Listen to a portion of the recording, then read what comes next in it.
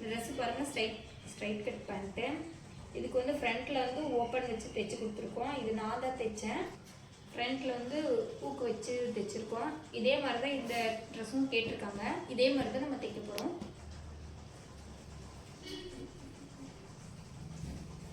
இது டாப்பு.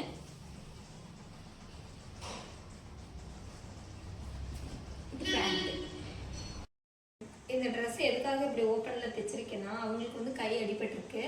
அவங்களால அப்படி வெளியில் நைட்டியோட போக முடியாது அப்படின்றதுக்காக ட்ரெஸ்ஸை தைக்க சொன்னாங்க. நைட்டி டைப்லேயே தைக்க சொன்னாங்க. அதே மாதிரி தான் தைச்சிருக்கோம், ஷர்ட்டு மாதிரி போட்டுக்கிறதுக்காக. ஃப்ரண்ட்டில் எதுக்கு ஓப்பன் வச்சுருக்கீங்கன்னு நினைக்கக்கூடாதுன்றதுக்காக தான் சொன்னேன்.